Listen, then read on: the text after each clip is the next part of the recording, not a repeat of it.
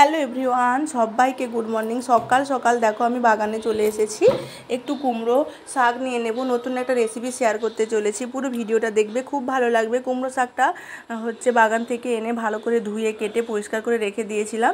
এবার কড়াই বসিয়ে দিয়েছি, কড়াইতে একটু তেল দিয়ে দুটো ডিম সেদ্ধ করে রেখেছিলাম, ওটাকে আগে ভেজে নিলাম। তারপরে আলুগুলো দিয়ে দিলাম। আলুগুলোকেও যখন একটু ভাজবো, ভাজার পরে ভিজিয়ে রাখা মুসুর ডালটা জল ঝরিয়ে রেখেছিলাম, ওটাও দিয়ে কিছুক্ষণ কষাতে থাকবো। আর আদা রসুনের পেস্ট এখানে 1 চামচ মতন দিয়ে দিলাম, আর একটু হলুদের গুঁড়ো অল্পখানি দিয়ে ভালো করে কষাতে হবে। যখন দেখবো ভালোভাবে কষানো হয়ে আসছে, আদা রসুনের যে কাঁচা গন্ধটা সেটা থাকছে না, তখন ওই যে শাকটা কেটে রেখেছিলাম ওটা ওর মধ্যে দিয়ে দেবো। আমার এখানে 2টো ডিম দিয়েছি, 2টো ডিমের প্রয়োজন, সেই জন্য তোমাদের যদি বেশি প্রয়োজন হয় সেক্ষেত্রে তোমরা ডিমের পরিমাণটা বাড়িয়ে দেবে, কিন্তু আগে থেকে একটু সেদ্ধ করে নেবে, তাহলে একটু সুবিধা হবে। আর সেদ্ধ করার পরে এবার লাল লাল করে ভেজে নিতে হবে। দেখো ভালো করে যখন মসুর ডালের সাথে আলুটা কষানো হয়ে গেছে, তখন আমি শেষে একটু শাকটা দিয়ে দিচ্ছি। শাকটা কতটা টাটকা দেখলেই বুঝতে পারবে। আর ওর সাথে একটু নরম নরম ডাঁটাও দিচ্ছি, খেতে খুব ভালো লাগবে। এই রেসিপিটা কি নাম বলবো আমি জানি না। এটা হচ্ছে মসুর ডাল দিয়ে কুমড়ো শাকের একটা রান্না, মানে দারুণ লাগে খেতে। এই জন্য ভাবলাম একবার তোমাদের সাথে শেয়ার করে ফেলি। এবারে ওই সবজিটা দিয়ে দেওয়ার পরে একটু কষিয়ে নেওয়ার পরে পরিমাণ মতন জল দিয়ে দিলাম। আর জল দেওয়ার পরে একটু লবণও দিয়ে দিয়েছিলাম যদি আর একটু প্রয়োজন হয়, সেই জন্য দিয়ে প্রেসার কুকারে আমি একটা সিটি দিয়ে দেবো। একটা সিটি দিয়ে দেওয়ার কিছুক্ষণ পরে না হাওয়াটা বার করে নেবে, নাহলে যদি প্রেসার কুকারে অনেকক্ষণ রেখে দাও সেক্ষেত্রে কিন্তু ডালটা গলে যাবে, তখন অতটা খেতে ভালো লাগবে না। ডালটা গোটা থাকতে হবে অথচ সেদ্ধ, তবেই কিন্তু খেতে ভালো লাগবে।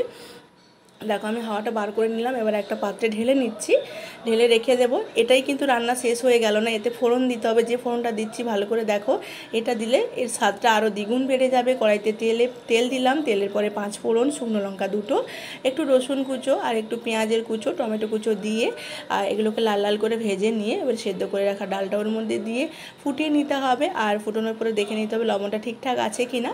আমি লবণটা দিয়ে দেওয়ার পরে এবার একটু স্বাদ মতন চিনিও দেবো।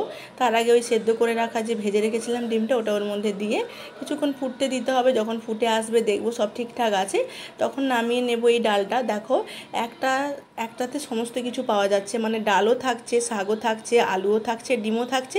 তোমরা যদি এরকম রান্না করতে পারো বাড়িতে, মানে কোনো দিন হয়তো চটজলদি আছে, বেশি কিছু আইটেম বানাতে পারবে না, সেক্ষেত্রে তোমরা সেই দিন এই রান্নাটা করতে পারবে। সবাই কিন্তু মন ভরে খাবে, আর ভালোও লাগবে, কারণ মুসুর ডালের সাথে শাক, তার সাথে আলু ডিম সবটাই থাকছে, আর স্বাদ অতুলনীয় হয়েছিল। তাই জন্য তোমাদের সাথে শেয়ার করলাম। অবশ্যই এই ভিডিওটা তোমরা পুরোটা দেখবে আর বাড়িতে একবার ট্রাই করো। ভালো লাগলে অবশ্যই কমেন্ট করতে ভুলো না, কারণ তোমাদের কমেন্টগুলো আমার ভালো লাগে খুব।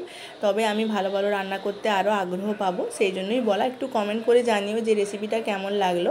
এই দেখো এবার যখন ফুটতে শুরু করেছিল তখন কিন্তু ভেজে রাখা ডিমটা আমি দিয়ে দিয়েছিলাম, দিয়ে একটুক্ষণ নাড়িয়ে চাড়িয়ে নামিয়ে নিলাম। এই দেখো কুমড়ো শাক দিয়ে মুসুর ডালের এই তরকারিটা খেতে দুর্দান্ত হয়েছিল। কেমন লাগলো জানিও। টাটা বাই বাই, আবার অন্য কোনো একটা ভিডিওতে দেখা হচ্ছে।